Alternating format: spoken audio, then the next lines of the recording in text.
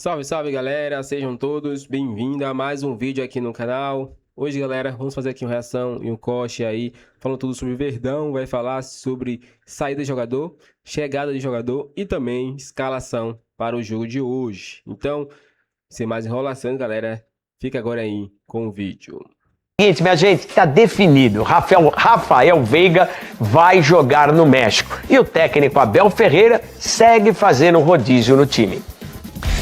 O Palmeiras volta a campo neste domingo pelo Campeonato Paulista e já com a possibilidade da classificação antecipada às quartas de final. O time do técnico Abel Ferreira vai a Ribeirão Preto encarar o Botafogo às 8h30 da noite e já sem Rafael Veiga. O meia esteve nesta sexta-feira na academia de futebol, mas não participou da atividade, apenas se despediu dos companheiros e foi liberado para acertar os últimos detalhes da ida ao América do México. O contrato por empréstimo até dezembro de 2026. Durante esse período, o time mexicano será responsável pelo pagamento dos salários do jogador. O Palmeiras, em contrapartida, não vai receber nenhuma compensação financeira. Há neste contrato já uma opção de compra que pode ou não ser exercida pelo time mexicano em janeiro de 2027. Assim, Rafael Veiga, o maior artilheiro da história do Allianz Parque, 11 títulos conquistados com a camisa do Palmeiras, já não enfrenta o Botafogo neste domingo e está fora do restante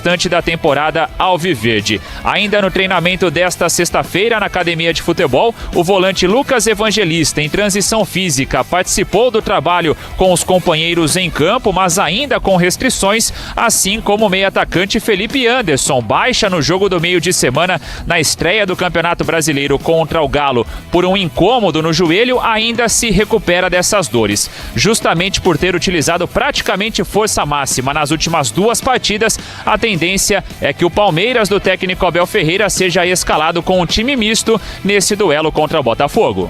Independentemente de quem vai iniciar a partida, acho que é o Palmeiras que está em campo e a gente precisa honrar a camisa do Palmeiras, né? E é isso que a gente vai fazer, né? Buscar o nossa melhor versão, como eu falo.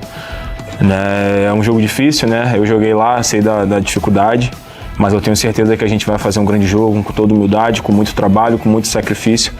A gente vai lutar os 90 minutos para a gente poder sair com os 3 pontos. O Palmeiras é o vice-líder do Campeonato Paulista. 12 pontos conquistados, a mesma pontuação do Novo Horizontino, primeiro colocado. Em caso de vitória, o Palmeiras pode então já selar essa classificação antecipada às quartas de final do estadual.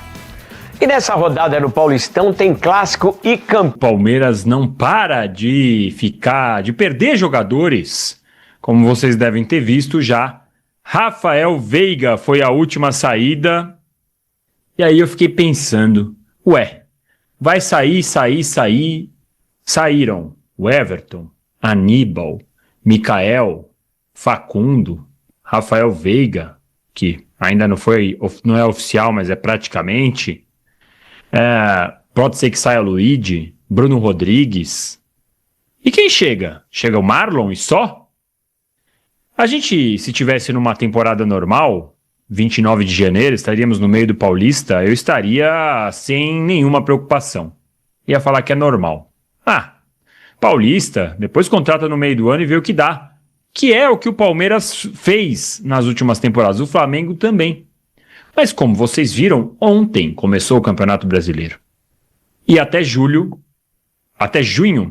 quando a Copa do Mundo começar, e a gente vai ter a pausa do nosso calendário, serão 18 rodadas do Brasileirão. Ou seja, não existe a possibilidade de você disputar um campeonato de 18 rodadas com esse elenco. Se você quer ser campeão, claro. Se você quer ficar no G4, dá. Se você quer ser campeão, não dá. Então, gente, é essa a principal reflexão de hoje. Vamos falar, obviamente, do jogo de ontem, do Palmeiras e do Atlético Mineiro. Vamos falar do mercado da bola. Vamos falar dessa saída do Veiga. Vamos falar que ninguém chega. E vamos conversar com esse meu amigo que vai descer no telão agora, com o nosso campeão Marcel Alcântara, que já está conosco. Marcel, boa tarde para você e para quem está ao vivo, bom dia e boa noite para quem está vendo depois ou ouvindo no Spotify. Muito boa tarde, Danilo. Muito boa noite, muito bom dia a todos que nos ouvem em horários distintos. E o Palmeiras segue a sua trajetória de se livrar de jogadores importantes, jogadores que são eternamente ídolos da Sociedade Esportiva Palmeiras. E preocupa mais do que as saídas, na verdade, são a falta de movimentação no mercado para vir jogadores. A gente já desde o começo, no final do ano passado, na verdade, a gente já falava e apontava que esse elenco tinha lacunas, e essas lacunas se tornaram maiores depois da janela, pelo menos até agora, da janela de transferência, né? Se livrou aí de 5 jogadores importantes, pelo menos, né? Facundo, Veiga, o Everton, quem mais? Aníbal, e eu estou esquecendo alguém. Mikael, importante. Enfim, mas era um jogador que participava da rotação do time, né? E veio o Marlon Freitas. Isso que a gente nem está falando do Gilberto, que foi para o Atlético Paranaense, mas nem teve chance no elenco titular, apesar da lateral direita ser uma questão no Palmeiras. A gente não está falando de Luiz, que talvez seja negociado. A gente não está falando de Bruno Rodrigues, que já foi aparentemente escanteado do time. Não parece que o Palmeiras conta com o futebol do Bruno Rodrigues e realmente ele mostrou que está abaixo. Então, assim, são alguns movimentos que estão estranhos, ainda mais com o discurso que sempre teve, né, dentro do Palmeiras, com a comissão técnica, o modo como a comissão técnica sempre pensou em montar um elenco com peças, pelo menos 2 peças por posição, um cara da base para também integrar essas posições, e o Palmeiras está cada vez ficando mais com um cobertor curto, precisando de jogadores que estão no departamento médico, e sabendo que a temporada é longa e com vários jogos. Então, assim, vai recuperar daqui a pouco o Evangelista, está em transição, beleza. Vai recuperar o Felipe Anderson, que está em transição, também. Daqui a pouco, em março ou abril, sabe-se lá quando o Paulinho volta, tudo bem. Mas em algum momento alguém vai se machucar também, que é um jogo atrás do outro. Em algum momento alguém vai ser suspenso, em algum momento vai ter convocação e vai roubar jogadores. Precisa de mais elenco, precisa de mais volume nesse elenco. E ficou claro mais uma vez ontem isso, quando a gente viu o banco de reservas. Danilo, boa tarde. O melhor dia para começar é... Boa, é isso, eu concordo com você. Apesar de odiar, eu tenho que concordar com você. E tem aqui a mensagem do Papo Fotógrafo. Com as saídas, as notícias sobre chegadas, as negociações cessaram. Não pode ser que existam negócios acontecendo em segredo. Assim, eu já disse hoje até no UOL, é fato que o Palmeiras quer um zagueiro. Essa informação eu já tive de mais de uma fonte, o Palmeiras quer um zagueiro. Só que todo mundo diz, olha, a gente tem um nome muito bem indicado, a gente sabe quem é que a gente quer, só que é uma negociação difícil. Isso eu sei. Então, assim, obviamente existe papo que ninguém sabe. Pode ter existido já várias negociações que o Palmeiras entrou, terminou sem acordo e ninguém ficou sabendo. Pode existir negociação que vai ser, sei lá, anunciada amanhã ou depois. Existe, essa possibilidade existe. Mas fato é que o Palmeiras já jogou a primeira rodada do Campeonato Brasileiro. E não tem nenhuma contratação além do Marlon Freitas. Então, o Papo Fotógrafo pode estar acontecendo? Pode. Mas precisa de mais. Precisa ser mais ágil. 18 rodadas, gente, até o meio do ano. É diferente. Se você falasse assim, não, vai ser só o Campeonato Paulista até o final de março, depois tem 4 rodadas do Brasileirão, aí para. Aí beleza, eu entenderia o planejamento. Mas dessa vez é diferente. E aí vão falar, nossa, mas a janela boa é do meio do ano. Também, eu entendo, eu concordo, a janela é boa do meio do ano. Mas você tem que se adaptar. Não adianta. Ou então, que não se livrasse de 6 jogadores, 7 jogadores. Se você sabia que você não ia conseguir contratar um 5, por que vendeu o Aníbal? Ainda que o Aníbal quisesse sair, que o Aníbal não estivesse fazendo o seu melhor futebol. Se você sabia que não ia conseguir contratar o zagueiro, cara, tudo bem, Mikael é ruim, tava mal, ok. Mas, então você vai colocar quem no lugar? Vai apostar só no Benedetti? Tem 3 zagueiros? Pra mim, a posição de zagueiro é a que mais preocupa. fico muito mais preocupado do que a Nancy Alcântara, por exemplo, que está lá diretamente de Santos, vendo a Pinga passear na praia com o Bruninho, é o que diz a Nancy aqui. A Pinga A gente tá levando o muito mais Bruninho pra preocupado- passear. É verdade, ao contrário. A Pinga levando o Bruninho para passear. Então, assim, não dá. Ó, eu sabia que essa pergunta vinha, tá? Eu já tava preocupado, Com certeza. preparado. Luiz Carlos Simas. Danilo, boa tarde. Você ainda acha que o Kelvin vai virar? Pra mim, ele nunca jogou nada. Lembro dele no Atlético Paranaense. Veja, eu vou falar duas coisas aqui. Vou passar pro Marcel depois. Não sei se serei linchado. Não sei se as pessoas vão concordar comigo. Mas eu vou falar. Primeiro de tudo, na verdade eu vou falar três coisas. A taxa de likes está ridícula, porque a gente está com quase 700 pessoas e pouquíssimos likes. Não vou me estender muito. Vocês já sabem que eu preciso do like, vocês já sabem que o like é de graça, vocês já sabem que o like me ajuda, enfim, aquele papo todo. Mas vamos lá. Ontem, o Kelvin falhou no gol contra. É inegável, né?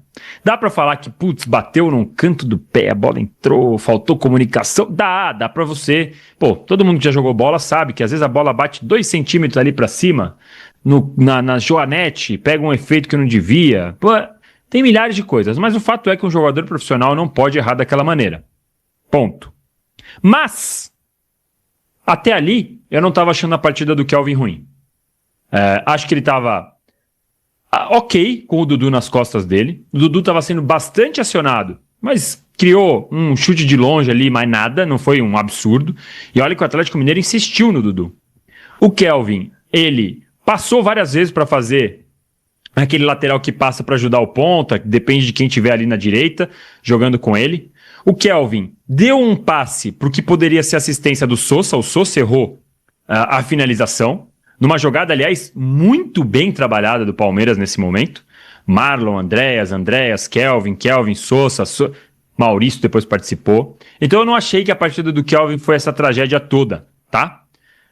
Então é isso, galera. Chegamos ao fim do vídeo aqui no canal. Eu vou falar um pouquinho sobre reforços, galera. Reforços, surgiu aí nas últimas horas aí que o Palmeiras demonstra interesse em Alexandro Ribeiro, do Lille, recentemente convocado para a seleção brasileira.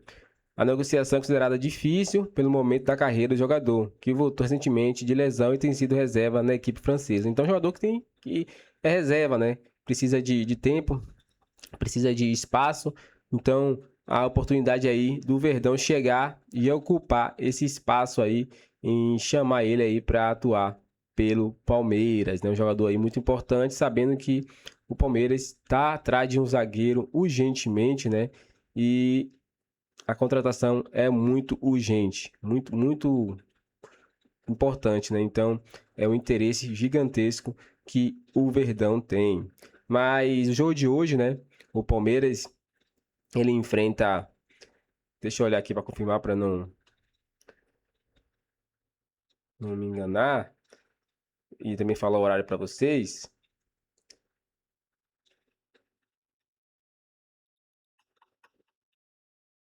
Deixa eu atualizar aqui. Mas o Palmeiras, né, precisa vencer o jogo de hoje. Um jogo que já classifica aí para o mata-mata, né, do Paulistão. É um jogo muito importante. Deixa eu olhar aqui.